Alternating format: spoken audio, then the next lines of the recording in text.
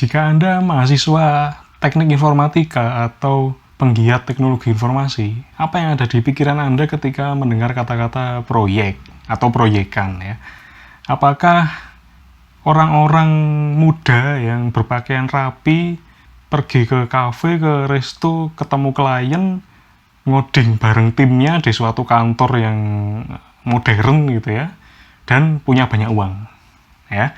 Atau orang-orang muda yang nggak pernah keluar kamar, dia kerja di kamar terus, di depan komputer dari pagi sampai pagi lagi, nggak pernah keluar rumah, kalaupun makan order lewat ojek online gitu. Nah, mau pilih yang mana? Banyak sekali cerita tentang orang-orang yang menjalankan proyek, dalam hal ini proyek teknologi informasi ya. Nah, Anda mau pilih yang mana? Tergantung bagaimana Anda menjalankan proyek tersebut. Nah, makanya yang namanya proyek itu nggak cuma skill teknis saja yang kita butuhkan, tapi kita juga butuh sisi manajemen, ya, bagaimana kita mengatur sebuah proyek itu agar sesuai dengan yang diinginkan. Nah, kalau kita mau telaah sederhananya, ya, sebenarnya proyekan itu kan melakukan kegiatan yang menghasilkan suatu produk sesuai tahapan pengelolaan proyek yang benar dan bisa menghasilkan uang ya. Nah, kalau nggak menghasilkan uang ya buat apa proyekan? Nah, output dari proyek itu ya pastilah produk berbasis IT ya, karena kita bicara proyek IT ya, bukan proyek bangunan ya. Kalau proyek bangunan ya rumah atau meja kursi gitu ya.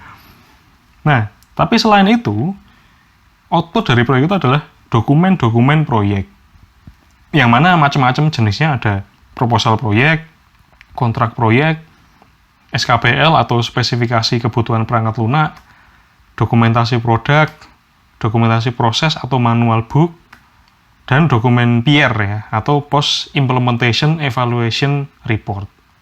Nah, selain output dari proyek tadi itu, kita juga harus tahu siapa sih aktor dari proyek itu ya.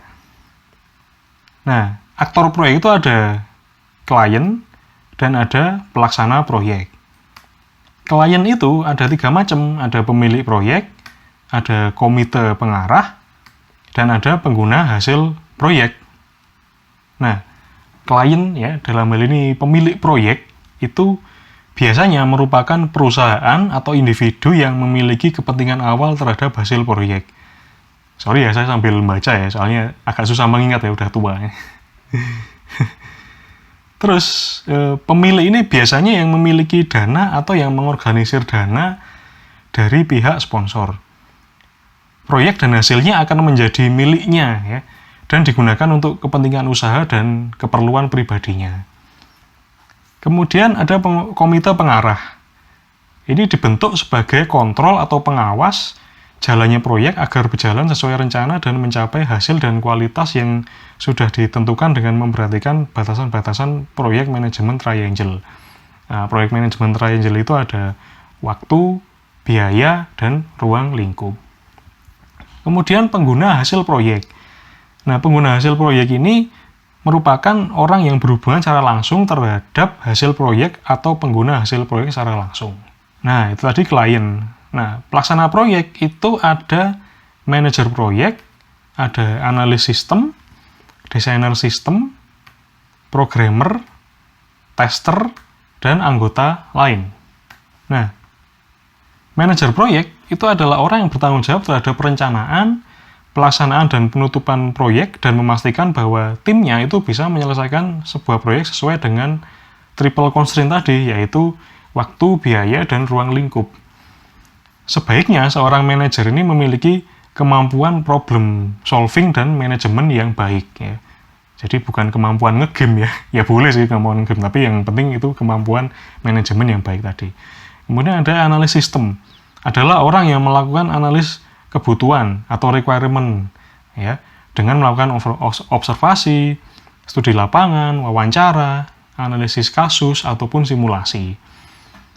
Nah, analis sistem ini akan membuat dokumen-dokumen ya, yang mana dokumen ini merupakan jembatan antara analis dengan klien.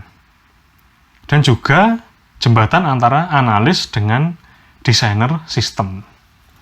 Nah, desainer sistem itu sendiri adalah orang yang melakukan perencanaan terhadap sistem yang akan dibangun berdasarkan dokumen yang sudah disiapkan oleh analis sistem tadi.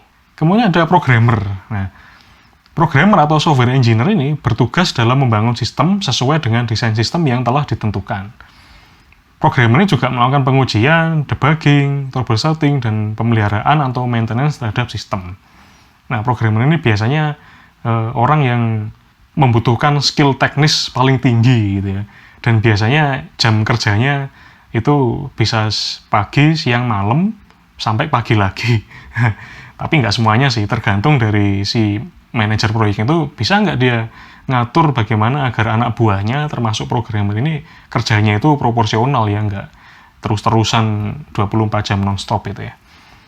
Kemudian ada tester yang bertugas untuk menguji sistem yang telah dibangun sesuai dengan desain agar sesuai dengan kualitas yang diinginkan. Tester ini juga bisa membantu menemukan bug, error, ataupun kesalahan-kesalahan lain dalam sistem. Nah, terus selain itu juga ada anggota lain yang bertugas sebagai instalator, integrator, trainer, atau technical support. Selain aktor dalam proyek, kita juga perlu tahu tool-tool yang digunakan dalam berkolaborasi, ya, karena kita dalam kerja proyek itu kan pasti kita kerja tim ya, kita butuh suatu tool yang bisa memungkinkan kita untuk berkolaborasi. Nah, aplikasi yang dapat digunakan untuk bekerja secara kolaborasi atau kerja tim secara daring atau remote. Ada beberapa macam, kita bahas yang paling sering digunakan ya. Yang pertama ada Trello. Nah, Trello ini adalah aplikasi kolaborasi yang memungkinkan kita untuk mengatur berbagai proyek dalam satu tempat.